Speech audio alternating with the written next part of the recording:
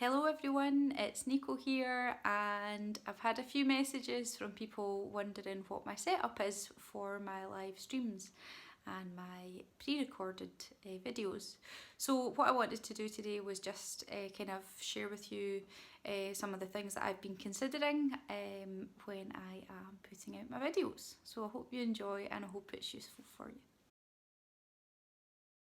Okay, so the first thing that I considered was my background. I didn't rush out and buy loads of stuff or anything. What I did was I went around the house and I saw what I could find, picked up some nice plants, pictures, stuff like that, and put it in the background. And I'm going to show you that just now. So I made this little corner of the room the corner that people will see behind me when I'm performing. You can see I've put some instruments out in the background. I literally got these little wall hooks off of eBay for a couple of pounds each, and I bought some fairy lights. And apart from that, everything else that you can see I already had around the house, and I just brought it through to make it look nice. The second thing that you need to think about and is really important is the lighting. Again, I didn't buy anything. I scoured around the house and saw what I had, and I'll show you that just now. Just to give you some context, that was the corner that I showed you before. That's in front of the camera, it's all nice and neat. That's behind the camera, it's not quite so neat and there's loads of wires and things. But the most important thing here is the light. I've got that set up just behind whatever I'm using to film, whether it's my laptop or my phone or my Nikon camera. I've put the light directly behind it just to really give me a lot of illumination. And if you can see just beside the ukulele, I've got a little mini light. I used to use that on stage if I was using paper copies and it was dark. I've put that the other way because I've got white walls and sometimes it's nice to get a bit of bounced back light. And the third thing that I've done that you can't see is I changed the light bulb, the main light bulb in the room, to a brighter wattage.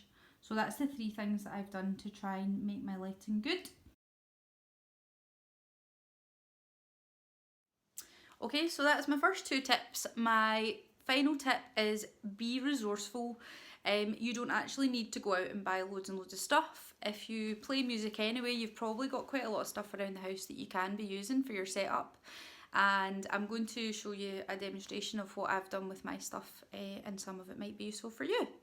Okay, so this is the kind of behind the camera area, and I use my laptop for most of my streams, and I've been able to use just a music stand that I had anyway to create a laptop stand at the right height and stuff. I looked online to buy them and they were about 20 or 30 quid, so think of what you have and think of how you can adapt it. Underneath, I'll just move this out of the way, underneath, I don't know if you can see, I've actually got my iPad on an iPad stand here. I'll just flip it around so you can see. So I had this anyway because I use it for gigs, and what it means is I can actually pop that on, so if I need any reminders or prompts, or maybe if I need some lyrics or things on there, that's actually on underneath the camera and nobody sees it. Okay, so what you're seeing here is like a digital interface where I'm plugging my mic and my guitar in, and via the USB I'm putting that into the computer. I could do a more extensive instructional video for anyone that's got this in their house. If you want to know how I set that up, I'm more than happy to do that. One thing that I do like to do is I use this chalk marker pen, and you can see on the interface I mark where my usual input volumes are just to save me some time setting up.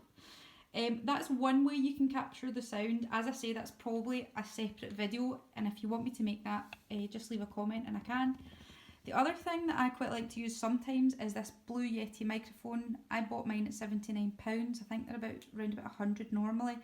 That is a USB mic, so you don't actually need an interface, and it's pretty good for capturing vocals and guitar at the same time. Again, I'm happy to make another video on that if you think it would be useful for you.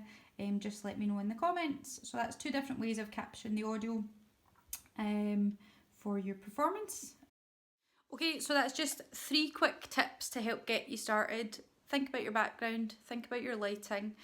and be resourceful and see what you can do with the stuff that you've already got to get a wee area set up. And I would say if you possibly can, try and just pick an area in the house and use that and leave everything set up. So that was a very brief introduction to kind of the setup that I've got here. If you would like a more in-depth tutorial on how to get your video and your sound quality the best it can be, I've kind of mucked about with a lot of different methods, and I found one that works for me that I'm happy to share. So if you want me to make a wee video or a tutorial on that, then just let me know in the comments or send me a wee message and I would be happy to do it. Thank you very much.